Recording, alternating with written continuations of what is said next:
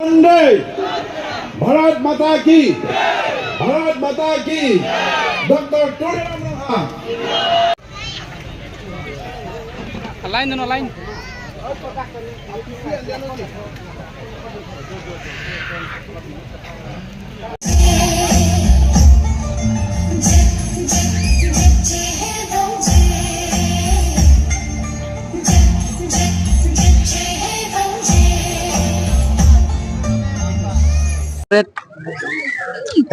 Fifty houses voters হ'লে প্ৰায় ইয়াত 2000 মান ওপৰত হ'ব।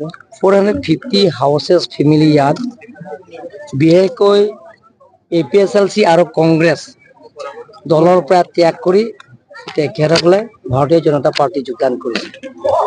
আজি আপোনালোকে চাওক, যোৱাকালি ৰাহুল গান্ধী আহিছে গুৱাহাটী, অহাৰ লগে লগে আবেলিটো ৰুলাংশ প্ৰায় 1000 পৰিয়ালে যোগদান কৰিছে।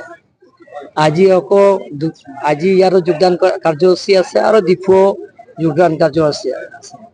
গতিকে দিনে দিনে প্ৰত্যেক সমষ্টিয়ে দিনে দিনে যোগদান কাৰ্যসূচী আছে। কালি আৰু পৰহি 3 দিনটো এসপ্তাহটো আমাৰ ইয়াত গুৱাহাটী প্ৰগ্ৰাম এটা আছে থকাৰ কাৰণে মই সেই যোগদানৰ কাৰ্যসূচী কৰা নাই। কিন্তু আগষ্ট মাহৰ পৰা যিবিলাকে মোক মাতি আছে প্ৰত্যেক MEC সমষ্টি দোৱাৰবাগুৰিৰ পৰা আৰম্ভ কৰি তাৰপিছত আকৌ আমাৰ নীলিক কনষ্টেঞ্চি আছে। নীলিক কনষ্টেঞ্চিটো এবাৰ যিমানখিনি কংগ্ৰেছ আছে সেই গোটেই কংগ্ৰেছতো তেওঁলোকে শূন্য কৰিম বুলি কৈছে নীলিক কনষ্টেঞ্চি। আৰু দোৱাৰবাগুৰি যিমানখিনি কংগ্ৰেছ লিডাৰ আছে তেওঁলোকে মোৰ লগত কথা পতা হৈছে। ডেট 18 তাৰিখে যোগদান কৰা কথা আছে অহাকালিলৈ, কিন্তু মই বেলেগ কাৰ্যসূচী 19 তাৰিখ কিন্তু বেলেগ কাৰ্যসূচী থকাৰ কাৰণে এনেধৰণৰ শচীনগেন্দ্ৰা কনষ্টেঞ্চিও আছে আৰু কপলি কনষ্টেঞ্চিও আছে।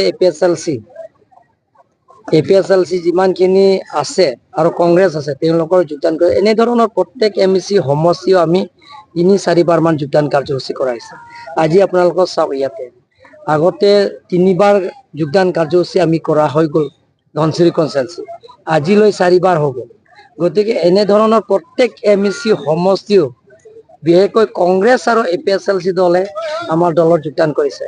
ইয়াত আপোনালোকে চাওক, আজি ইয়াত ইডিচাজিৰ আৰু ৰংক্লাৰবং টোটেল ইয়াত 9টা গাঁৱত আছে। সেই 9টা গাঁৱত গোটেইখিনি গাঁওবুঢ়াবিলাকৰ ইয়াত যোগদান কৰা হৈছে।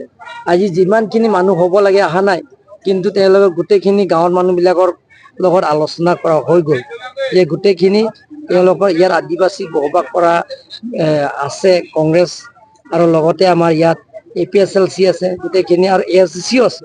তেওঁলোকৰ দলৰ পৰা ত্যাগ কৰি আমাৰ ভাৰতীয় জনতা পাৰ্টি যোগদান কৰিছে। ডক্টৰ হিমন্ত বিশ্ব শৰ্মা ডাঙৰীয়া আৰু লগতে আমাৰ নৰেন্দ্ৰ মোদী ডাঙৰীয়াই যিটো দুখীয়া দৰিদ্ৰ সীমা ৰেখা পৰিয়ালবিলাকৰ BPL ফেমিলিবিলাকৰ যিবিলাকৰ আঁচনি দিছে, ফ্ৰী ৰেচন কাৰ্ড দিয়া হৈছে, বিনামূলীয়া চাউল দিয়া, ফ্ৰী ট্ৰিটমেণ্ট কৰা, আয়ুষ্মান ভাৰত কাৰ্ডত যিটো দিছে বছৰত 5 লাখ টকা বিনামূলীয়া ট্ৰিটমেণ্ট কৰা, কৃষকবিলাকৰ কাৰণে তেওঁলোকৰ একালীন সহায় কৰা, এনেধৰণৰ অৰুণোদয় স্কিম প্ৰত্যেক পৰিয়ালে যাতে 1250 প্ৰত্যেক মাহত তেওঁলোকৰ একাউণ্টত যাতে পায়। চেল্ফ হেল্প গ্ৰুপবিলাকৰ এটা গ্ৰুপ 10জন থাকিলে 1 লাখ টকা পাব। প্ৰত্যেকজন চেল্ফ হেল্প গ্ৰুপে 10,000 কৰি পাব।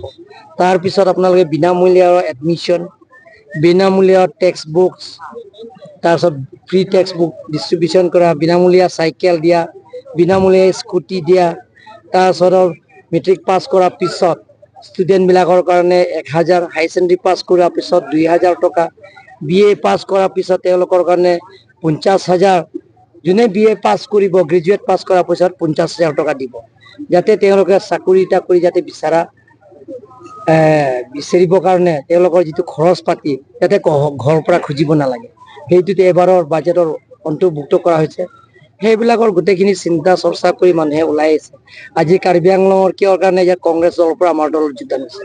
এতিয়া কাৰ্বি আংলঙত টিম কাৰ্বি আংলং BJP গঠন কৰাৰ পিছত, BJP চৰকাৰ অহাৰ পিছত ইয়াৰ স্থায়ী শান্তি হৈছে, উগ্ৰপন্থী জন্ম হোৱা নাই।